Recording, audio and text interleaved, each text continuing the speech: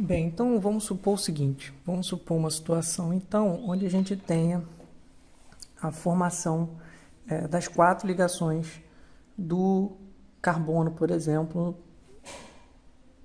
Vamos tomar aqui como parâmetro o composto CH4, né, que a gente já viu, né, que faz quatro ligações simples com hidrogênio, né? Então, como é que seriam feitas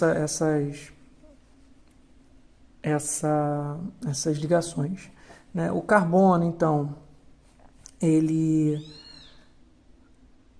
sofreria hibridização, ele faria hibridização para conseguir fazer essas ligações. Formaria, então, como a gente discutiu, quatro orbitais do tipo sp3, né? Cada um com um elétron, né? Cada um com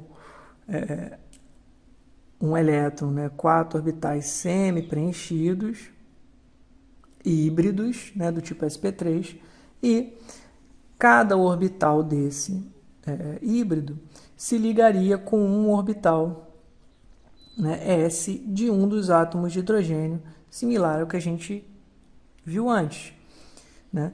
Então, o que a gente teria seria, aqui no centro a gente tem o núcleo do carbono, ok?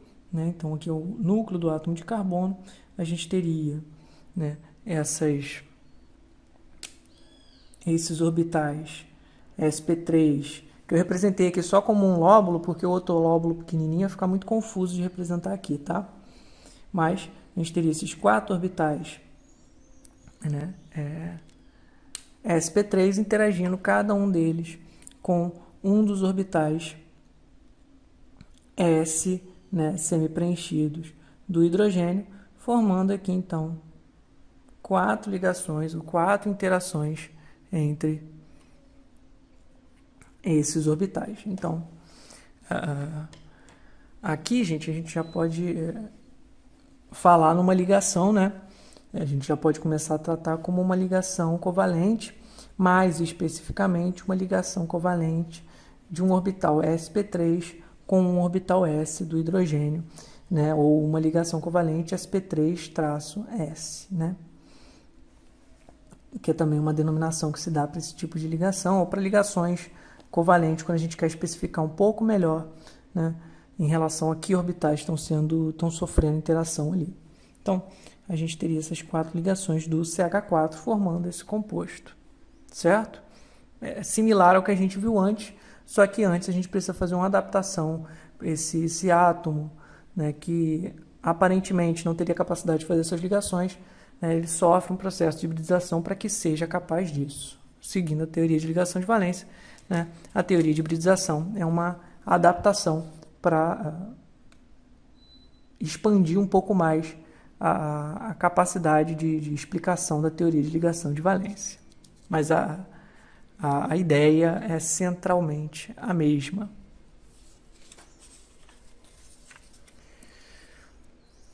Embora a gente trate do carbono, eu vou dar aqui alguns exemplos de outros átomos que, embora a gente vá tratar daqui para frente, principalmente do carbono, outros átomos também podem fazer hibridização, tá?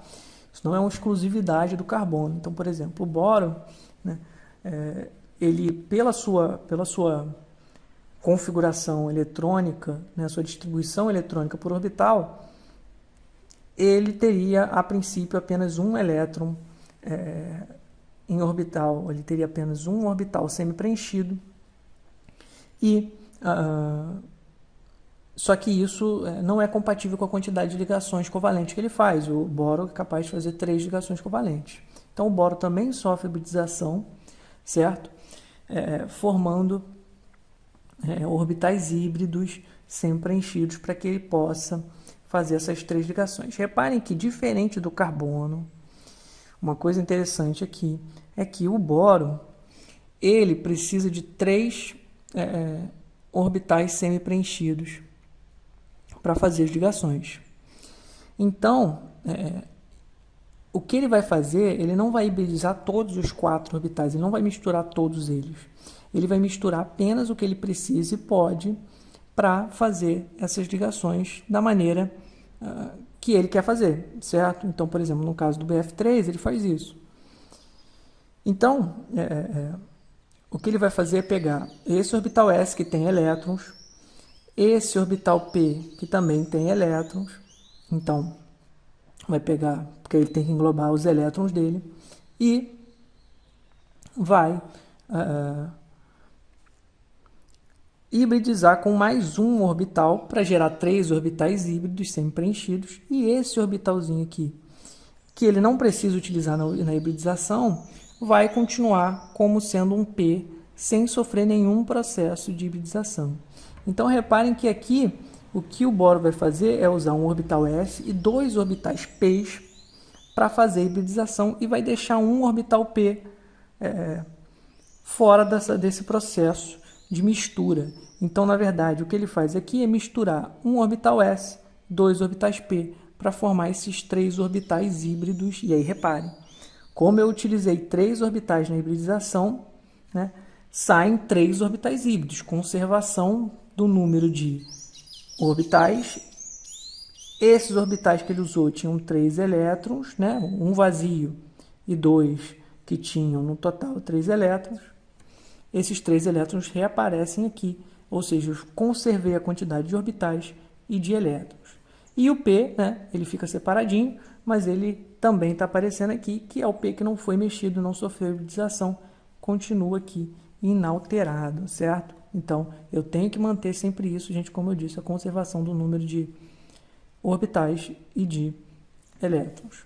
Mas, aqui, diferente daquela situação do carbono que a gente viu, aqui eu tenho uma hibridização do tipo sp2, por quê? Porque foi usado apenas um orbital S e 2 orbitais P, certo? Então, um orbital S e 2 orbitais P, essa hibridização aqui é uma hibridização do tipo sp2 e não sp3, como o exemplo que a gente viu do carbono anterior, porque lá ele usava todos os orbitais, os dois, o S e os 3 P's, então era sp3. Aqui, como ele usa só um S e 2 orbitais P's, na hibridização, é uma hibridização do tipo sp2, ok?